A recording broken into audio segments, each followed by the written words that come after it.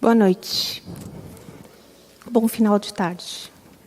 Para mim é uma grande honra estar aqui e eu queria, de fato, agradecer de verdade o tempo que vocês vão me dar hoje.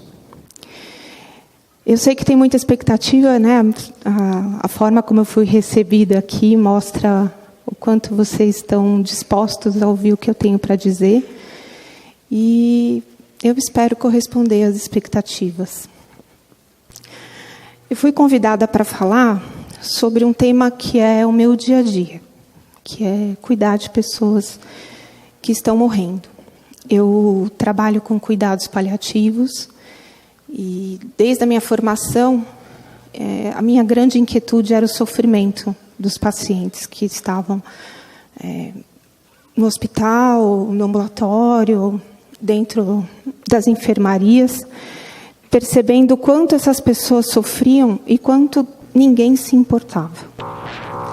Quando eu perguntava para os meus professores o que a gente pode fazer quando um paciente tem uma doença grave, incurável, sem perspectiva de nenhum controle pelo que a medicina pode oferecer, e eles me respondiam: não tem nada para fazer.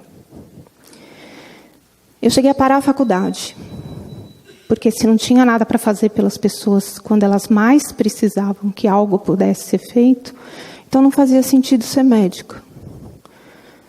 Mas ainda assim, a vocação chamou mais alto, eu voltei e descobri o que a gente pode fazer. Desde então já vai para 18 anos isso, eu tenho me dedicado ao estudo e à prática de cuidados paliativos. Tudo que eu vou falar para vocês hoje tem a ver com a minha realidade, o mundo onde eu vivo. Eu trabalho numa unidade de cuidados paliativos exclusivos do Hospital das Clínicas da Faculdade de Medicina da Universidade de São Paulo. Essa unidade tem relação com o serviço de cuidados paliativos do hospital e lá eu recebo pessoas bem no fim da vida. Essas pessoas, a grande maioria delas, mais de 95% delas, têm consciência da sua finitude, da sua terminalidade. Elas sabem que elas estão morrendo. As famílias sabem que essas pessoas têm uma grande chance de morrer comigo lá.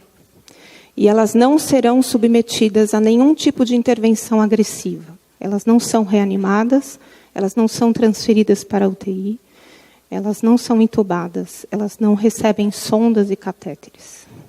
Elas recebem cuidados paliativos. Hoje no Brasil nós temos a legislação, uma das legislações mais acolhedoras para a boa prática de cuidado paliativo. Inclusive, o desejo das pessoas em relação aos cuidados que elas querem receber no final da vida delas, está plenamente embasado do ponto de vista da nossa Constituição, do ponto de vista legal, do ponto de vista civil. E o nosso Código de Ética Médica é o único do planeta que cita o termo cuidado paliativo, com todas as suas letras, dentro do seu texto. Então, o que eu faço todos os médicos podem fazer, desde que se formem e compreendam a importância da gente estar do lado de uma pessoa quando ela está no momento mais delicado, mais sensível e talvez dos mais importantes da vida da gente, que é morrer. A doença, ela tem uma expressão muito individual em cada um de nós. A gente pode saber tudo sobre câncer de mama, a gente pode saber tudo sobre doença pulmonar, a gente pode saber tudo sobre AIDS, mas a gente não sabe nada a respeito daquele paciente que acabou de chegar na nossa frente, com câncer de mama, com doença pulmonar, com AIDS, com doença renal. A cada paciente que a gente vai cuidar, nós temos uma versão inédita das doenças que a gente pensa que sabe. Eu cuido do sofrimento das pessoas. muitos médicos preferem cuidar das doenças. E não vejo nada de errado nisso. Desde que quando a pessoa tem uma condição de terminalidade, este médico não se frustre diante dessa impossibilidade de resolver o problema da doença dela. Eu cuido do sofrimento das pessoas. Como que é a avaliação desse sofrimento? Cada um dos sintomas tem 5 dimensões. Tem a dimensão física, que a gente chama de dimensão biológica. Eu preciso saber os sintomas e entender qual é a fisiopatologia de cada um deles. O que é dor, o que é náusea, o que é falta de ar. E fazer com que todo o meu conhecimento técnico, que a cada semana precisa ser renovado, seja oferecido para o conforto físico desse paciente. Eu avalio a dimensão emocional frente ao sofrimento. Porque não é simples a gente chegar no final da vida e olhar para trás e se deparar com tanta informação ou tanta falta de informação. É muito difícil quando a gente chega no final e percebe que não fez o melhor que podia ter feito com a vida.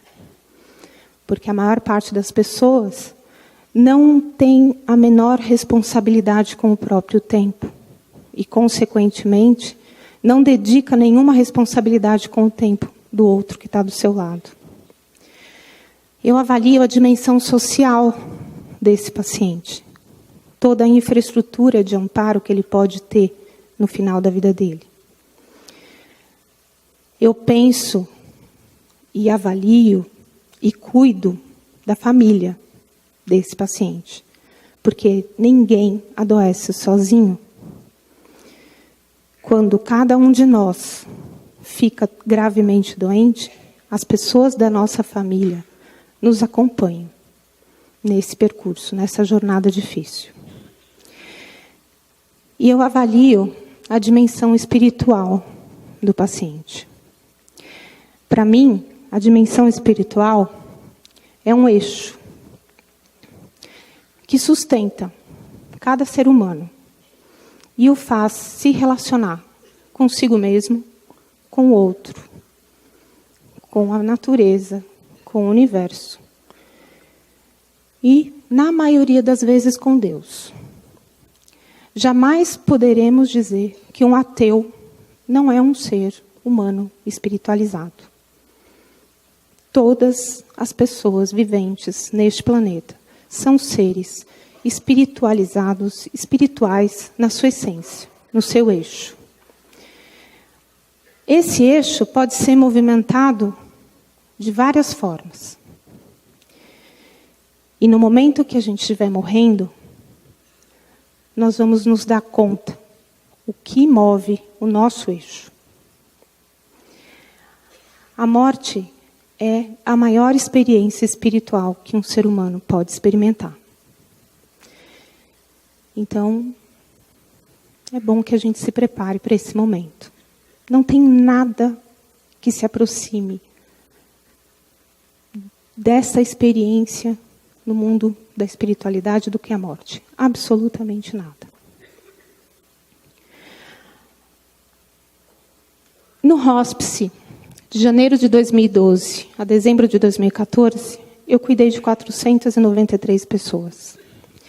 Com a idade entre 16, a idade mínima para chegar numa condição para eu cuidar lá, é 16 anos. Não tem idade máxima, mas nesse período o mais velho tinha 98 anos. A média é de 71 anos. Mais ou menos distribuídos igualmente entre homens e mulheres. Lá eu vivo muitos milagres, todos os dias. Não é de vez em quando. As pessoas chegam usando oxigênio, então 149 pessoas chegaram ao oxigênio. E aí em 72 horas, 1/3 delas está sem oxigênio. Não importa se chegou com 10 litros ou com um catéter. As pessoas que chegam já com sonda porque apesar de não ter nenhuma indicação, a sonda foi passada. Elas chegam e eu posso retirar a sonda, se assim o paciente desejar e a família também concordar. E aí eu tiro a sonda e a metade deles come. Come e come muito bem. 75% das pessoas que eu cuidei nesse período, que eu cuido ainda, a maior parte delas tem câncer. 17% tem demência. E outros diagnósticos, como doença pulmonar, doença renal, doença hepática, AIDS. 7%. Do momento em que eu digo muito prazer, até o dia que eu assino o atestado de óbito, se passa em média 15 dias.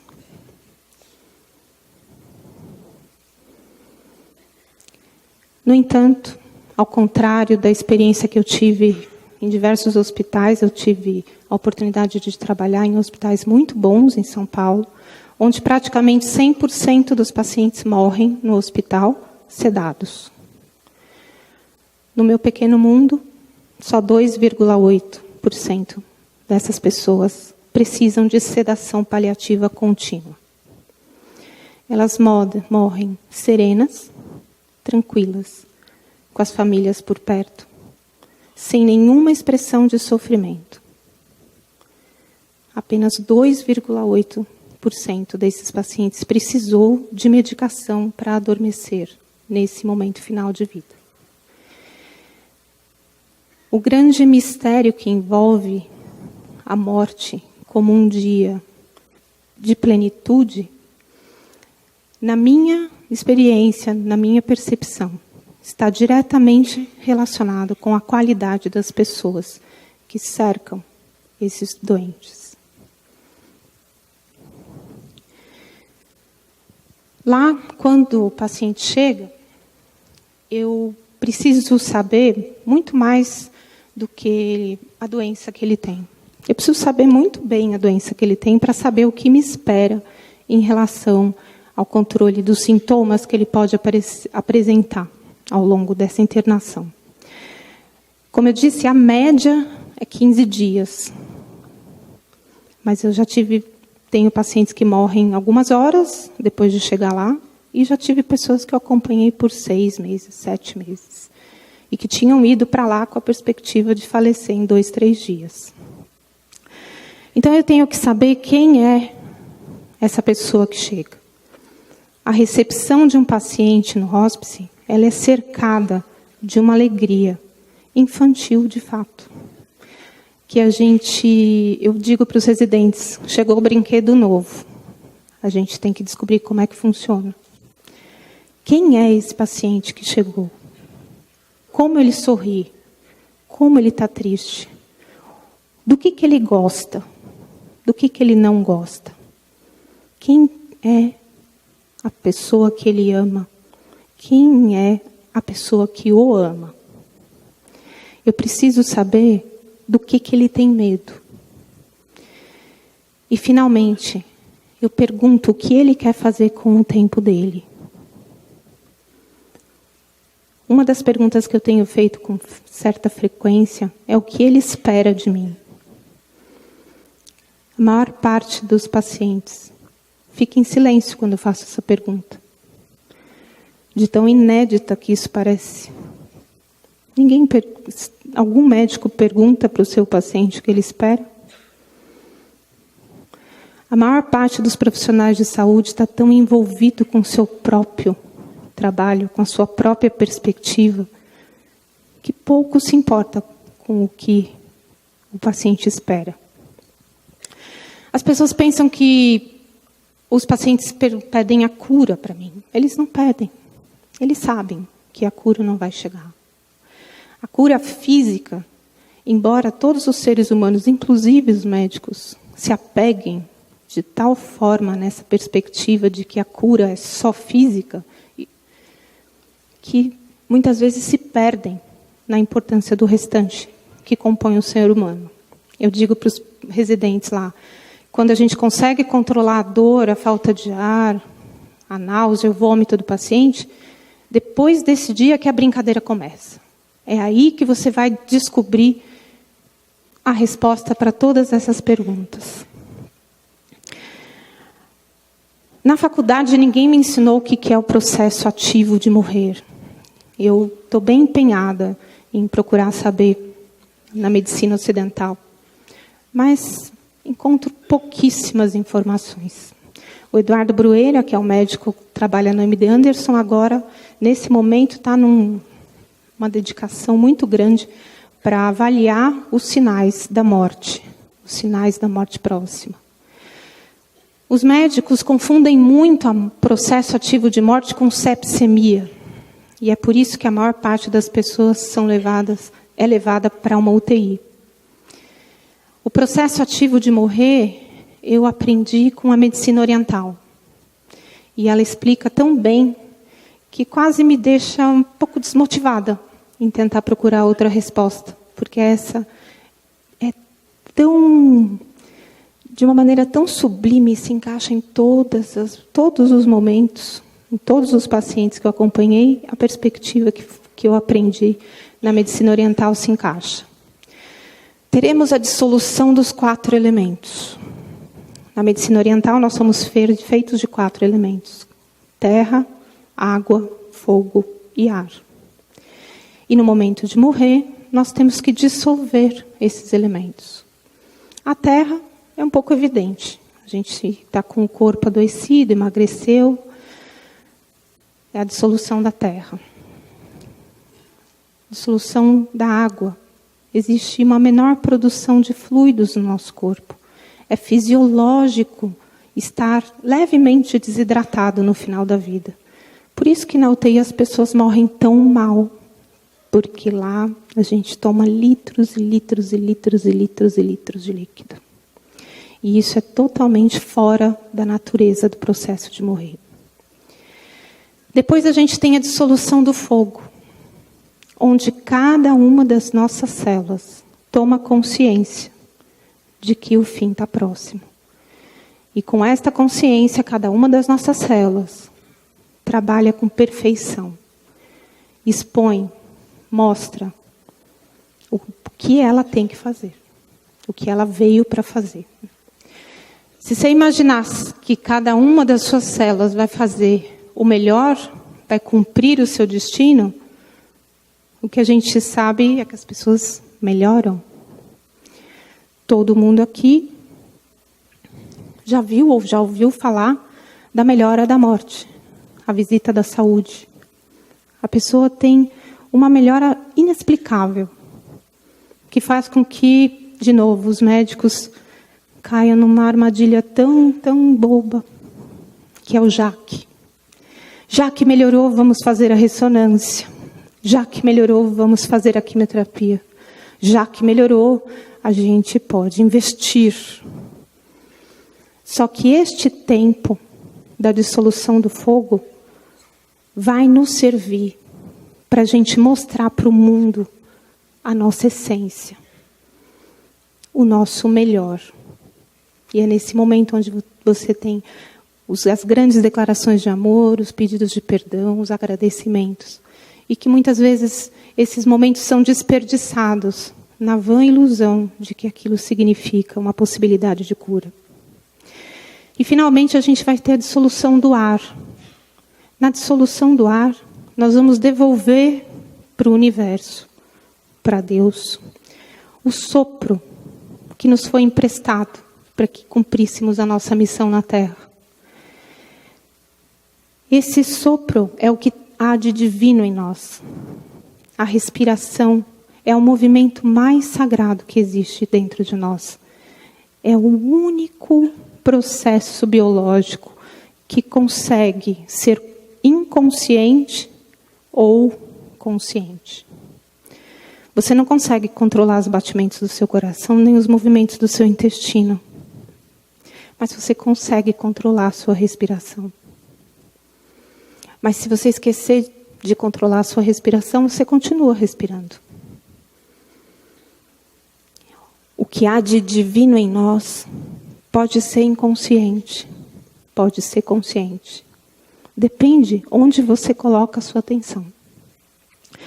E aí começa a agonia da morte, que é uma movimentação respiratória muito, muito difícil, aparentemente desconfortável. Mas a explicação é de que o sopro vital precisa sair pelo mesmo caminho que entrou. E isso pode ser mais rápido ou mais devagar. Depende de cada pessoa. A dimensão espiritual. Quando o Vicente me convidou para falar aqui, cadê você, Vicente? Quando ele me convidou, eu perguntei para ele, o que você espera de mim? E a resposta foi que eu trouxesse o que eu vejo, a minha experiência, o que significa o sofrimento espiritual. Então, como eu disse, a minha visão da espiritualidade é o eixo do ser humano. E aí, quando a gente fala de sofrimento espiritual, a gente fala de alguma coisa muito, muito, muito grave. Muito profunda. É uma dor muito pior do que qualquer dose indecente de morfina pode resolver. O sofrimento espiritual, ele tem relação com a forma de relacionamento que nós temos com esse eixo. Há 2 anos atrás, eu participei de um simpósio internacional de neurociências. E a palestra magna falou sobre esse artigo. O preço da sua alma. A evidência neural da representação não utilitarista de valores sagrados. Esse é um dos trabalhos mais belos, mais incríveis que eu vi na ciência. Esse trabalho, chamou centenas de voluntários para que eles respondessem a respeito de coisas, situações, sendo sagradas ou não para eles, para cada um deles. E aí colocaram essas pessoas dentro de uma máquina de ressonância funcional para descobrir onde mora o sagrado dentro da cabeça da gente. Quando eu digo a minha fé é sagrada, vai acender alguma coisa dentro do meu cérebro. E aí pode acender no verdinho.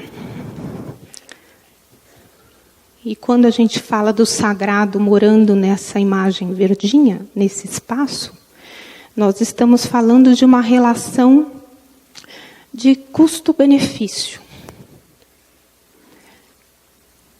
Toda relação de custo-benefício tem um preço. Para muita gente, o que é sagrado vai depender de quanto se paga por isso. Muita gente acredita em Deus até ficar doente. Muita gente acredita em Deus até que seu filho fique doente. O sagrado, para nós, pode ter simplesmente um custo e um benefício. Ter fé pode significar algum benefício.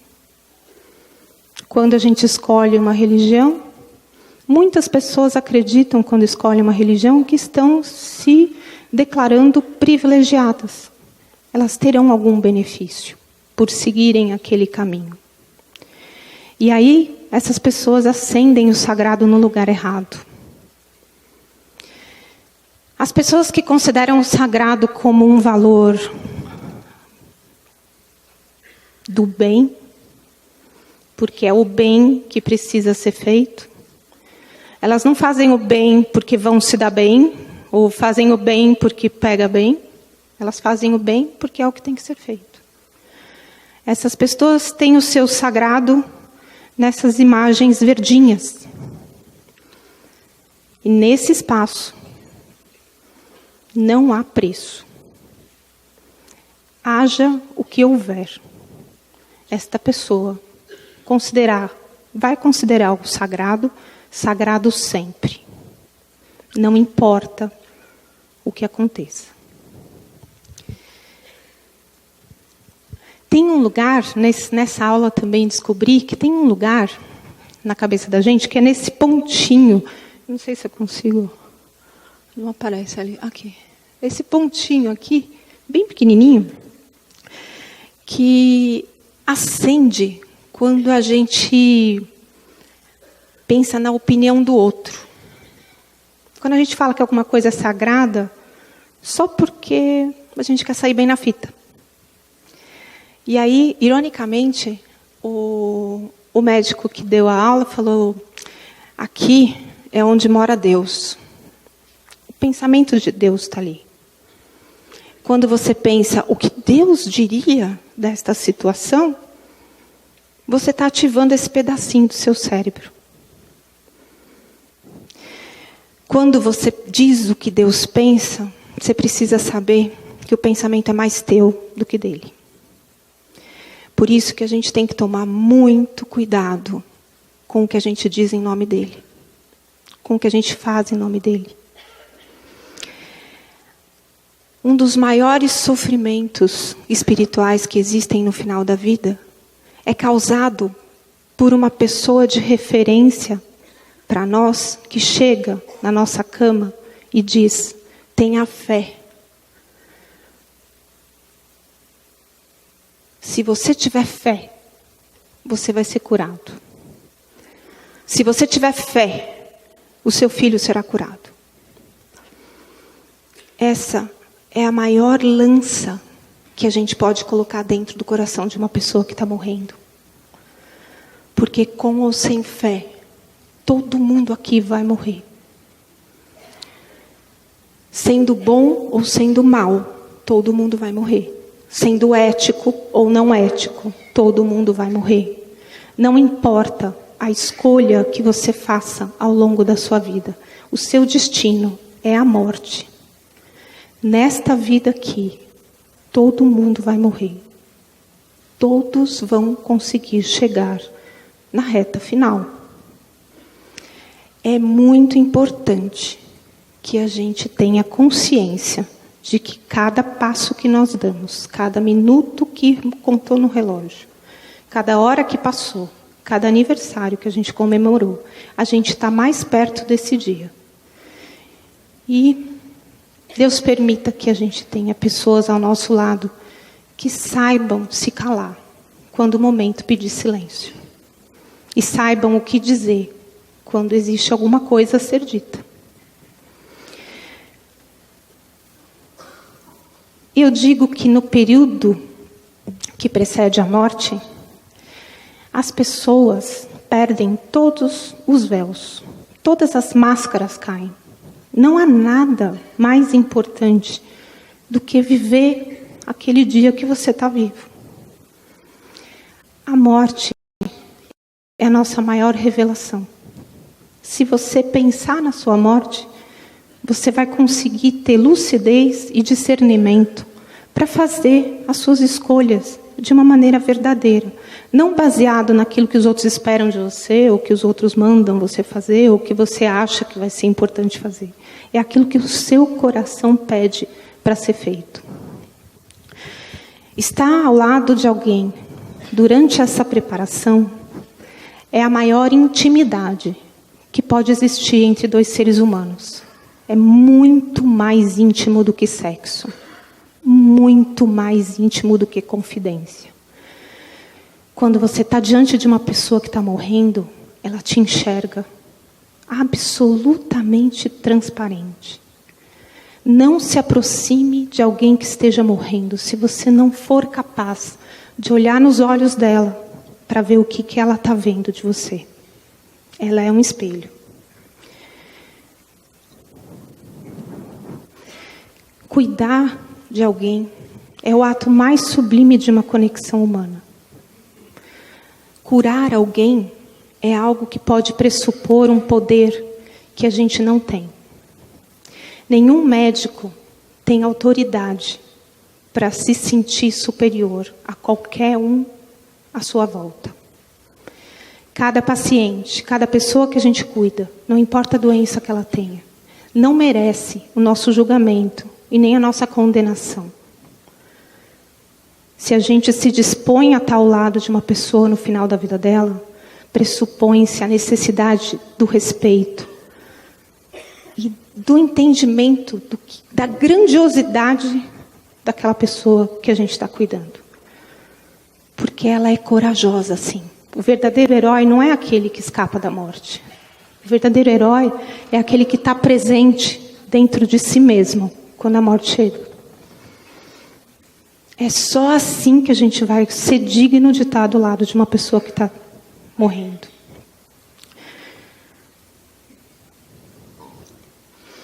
Quando chegar o tempo de morrer, a gente tem a impressão... Uma vez eu ouvi uma palestra onde o médico se referiu a um outro médico, que é o doutor... eu não esqueci o nome dele agora, mas é Breitbart, Dr. Breitbart, que é um psiquiatra. E o Breitbart diz que a morte é mais ou menos como um muro. Um muro muito alto e muito comprido, que a gente não tem condição de pular e não tem condição de dar a volta. No tempo de morrer, a gente vai olhar para esse muro. E o primeiro movimento que a gente tem depois de se dar conta que nós estamos no muro, que ele é intransponível, a gente vai olhar para trás. E aí é nesse momento que nós vamos saber a nossa verdade.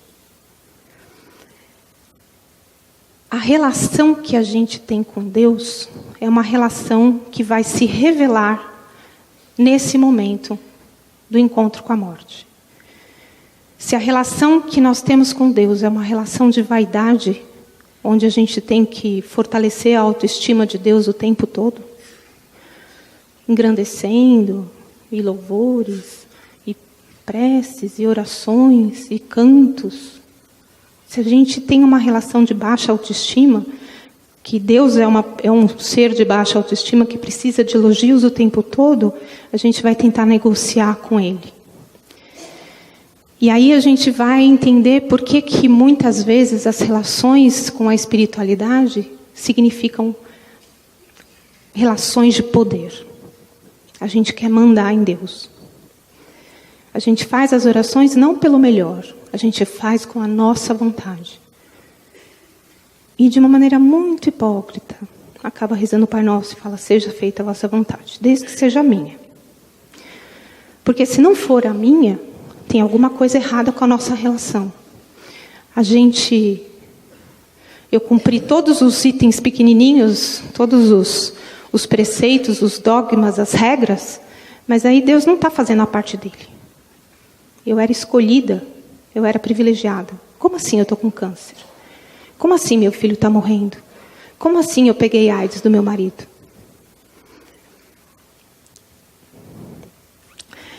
Quando a gente olha para as pessoas, a gente pode revelar quem elas são. Quando você olha para alguém com um olhar de julgamento e condenação, de que a pessoa merece passar pelo que está passando, a gente o julga como menor, como inferior, como incapaz. E a punição é um dos piores, a punição e a culpa é um dos piores movimentos que esse eixo pode ter. Esse moço aqui, com 36 anos, teve câncer avançado de intestino. E ele peregrinou por vários hospitais em São Paulo, até que ele chegou em cuidado paliativo. E aí um dia ele me diz assim: antes, vocês fazem as coisas tão diferentes aqui? Eu falei: por quê? O que a gente faz diferente aqui? Antes me olhavam como se eu tivesse morto. Mas aqui não. Querem saber quem eu sou, o que eu penso, o que eu quero. Vocês me olham como se eu estivesse vivo. E eu estou.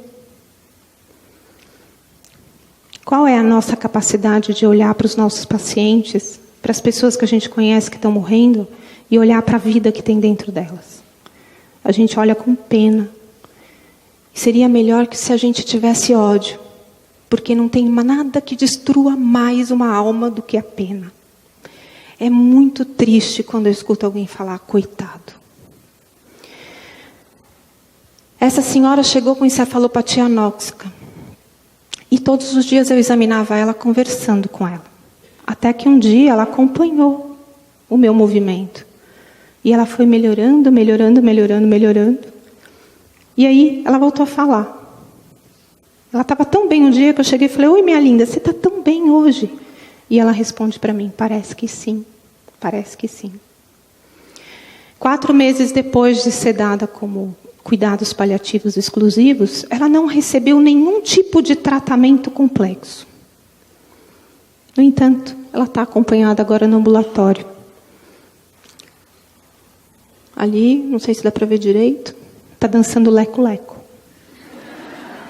Ela adora uma branquinha, a gente não liberou ainda, mas ela era muito namoradeira. Tinha 3 namorados. O banho dela, na hora do banho, as meninas da enfermagem diziam: doutora Ana, 50 tons de cinza é caminho suave.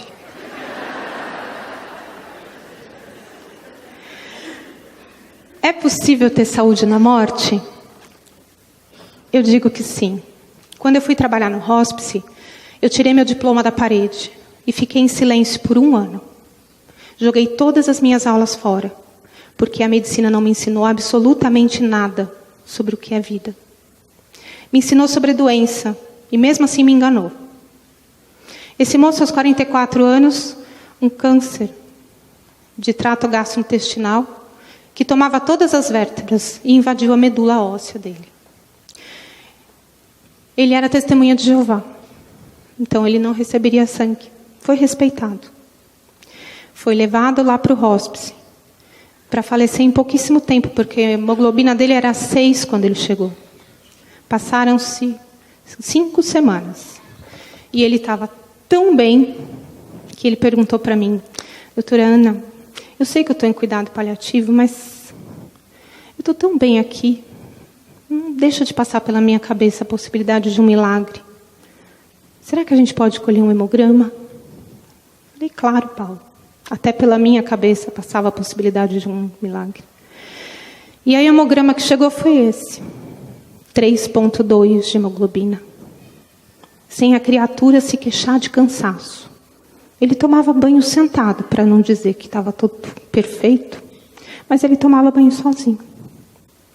A dor totalmente controlada, e eu tive que dar essa notícia para ele: Paulo, a doença cresceu dentro de você, ocupou mais espaço. E aí ele se manteve com esse mesmo sorriso. Essa foto foi no dia que eu contei para ele. Se vocês repararem no olhar da esposa dele, o sorriso não é congruente com o olhar. Ela está sorrindo, mas os olhos estão tristes. Ele não. Ele sorri com os olhos. Nessa hora, eu tirei a foto, tirei o jaleco, sentei na frente dele e falei: me ensina. Como faz para chegar assim, onde você está? Aí ele sorriu, falou: tem um livro, doutora Ana, que meu pai falou para mim, que é o livro da vida, que tem só 2 páginas. Na primeira página, você precisa ler quando tudo estiver dando errado na sua vida. E lá está escrito: isso vai passar. Quando tudo estiver dando certo na sua vida, você lê a 2ª página. E lá está escrito: isso também vai passar.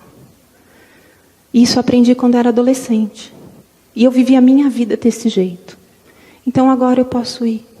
Porque é a hora que Deus está me chamando. E eu vou. A mãe dele me deu a definição mais perfeita de fé que eu tive até hoje. Ela disse para mim: doutora Ana, nem eu nem a minha família escolhemos passar por isso. Mas se Deus acredita que a gente vai dar conta, nós não vamos decepcionar Deus.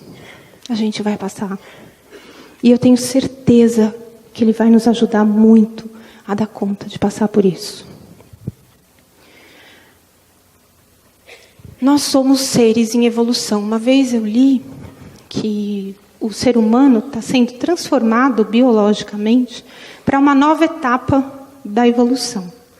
Nessa transformação, o estado de amorosidade será absolutamente necessário para o bom funcionamento desse organismo humano. Vai ser como temperatura, pressão, pH, nível sérico de sódio e potássio. Nós vamos ter um nível sérico de amor.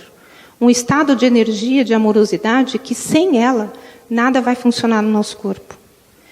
Quando eu li a respeito disso, e olhei para o lugar onde eu trabalho, eu entendi por que acontecem esses pequenos milagres antes mesmo do paciente receber a primeira medicação. O estado de amorosidade que existe nesse lugar, que é compartilhado por todos os profissionais. Eu não sou sozinha lá, eu tenho uma equipe imensa de profissionais. Eu tenho um capelão na minha equipe, que reduziu, graças a ele, eu reduzi a metade o índice de sedação paliativa. Já era baixo, mas com ele perto foi 50% menos. Esse estado de amorosidade vai fazer com que a gente tenha uma nova consciência do nosso papel, da nossa existência. E o eixo da nossa espiritualidade só vai funcionar se ele estiver bem cuidado, bem amaciado, bem lubrificado pelo amor e pela verdade. Culpa, medo, punição, castigo. Nada disso vai fazer funcionar. A pretensão desse processo de evolução é que a morte não seja mais necessária para que a gente possa experimentar esse estado de amorosidade. Na medida em que a gente evolui para esse estado, nossa capacidade de empatia aumenta. Empatia é a nossa capacidade de se colocar no lugar do outro. Mas a empatia verdadeira é aquela que a gente se abre para o outro se colocar no nosso lugar. E aí, nos nossos olhos, ele vai ver a força e a grandiosidade que nós vemos nele. E ele vem para o nosso lugar, se apropria dessa força, dessa grandiosidade, e volta para o lugar dele muito mais tranquilo, muito mais capaz de passar pelo que ele está passando.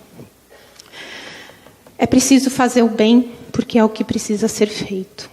Não interprete nada, nenhuma das suas ações, dos seus pensamentos.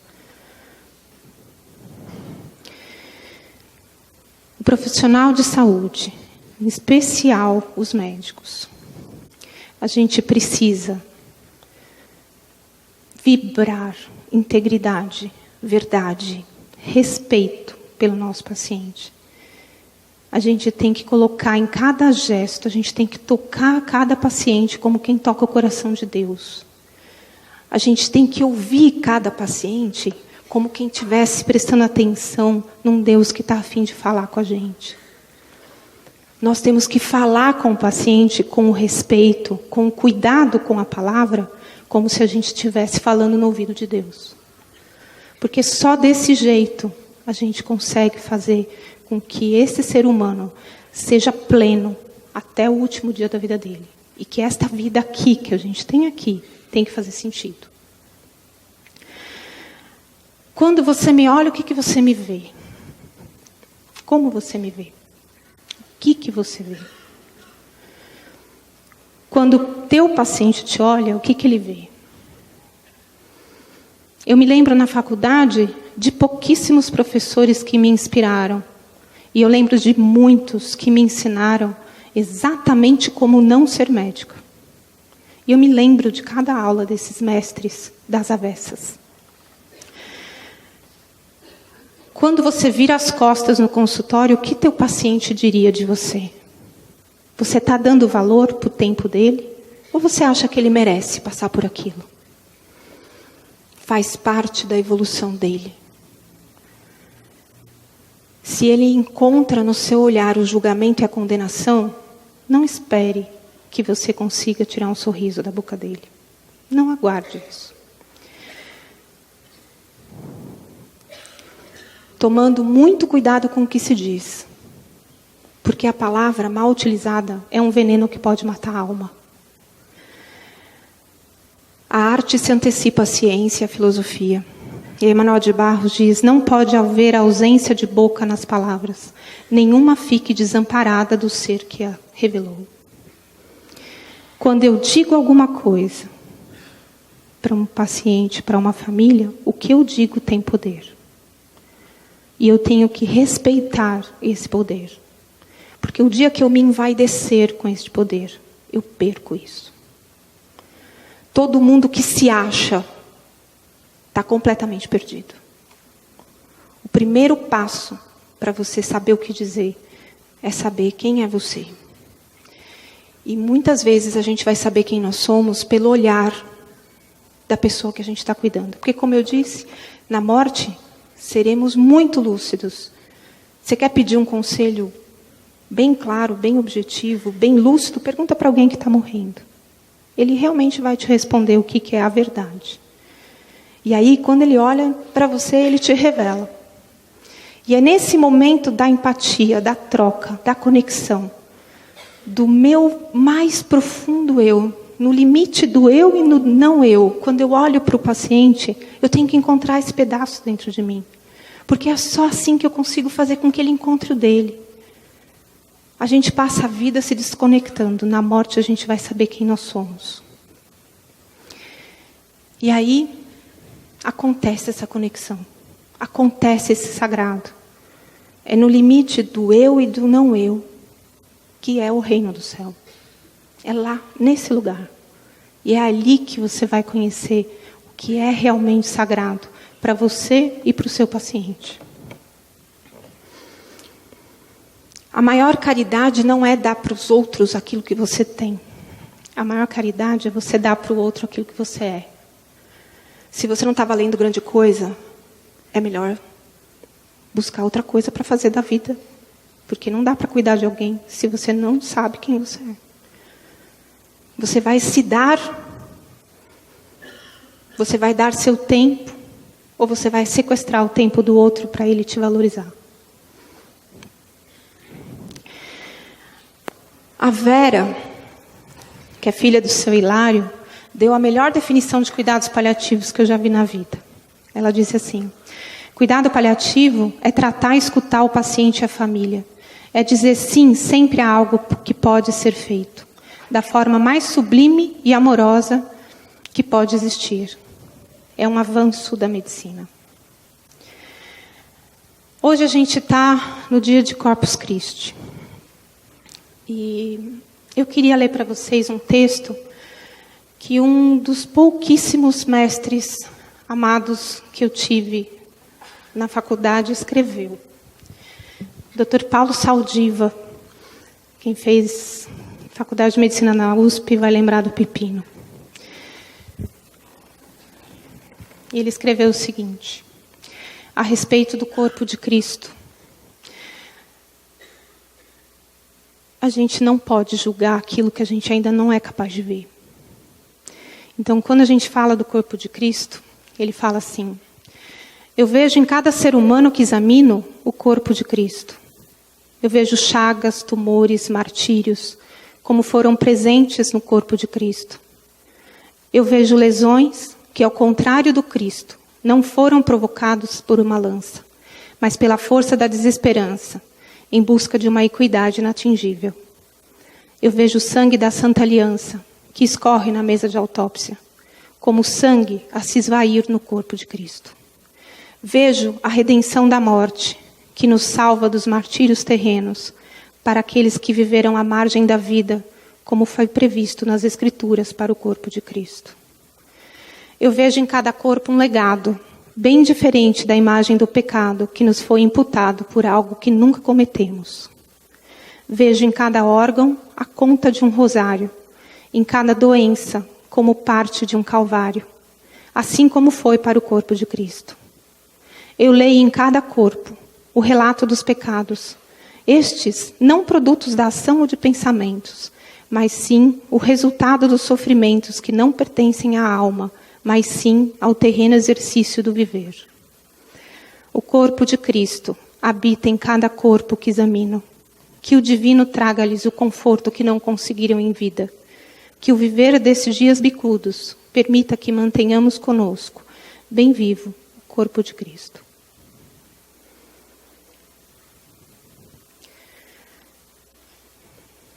Paracelso me ensinou que a maior cura possível é o amor. E nesses 18 anos que eu tenho trabalhado com pessoas que morrem, eu entendi que a única cura possível é o amor. E era isso que eu tinha que compartilhar com vocês hoje. Muito obrigada.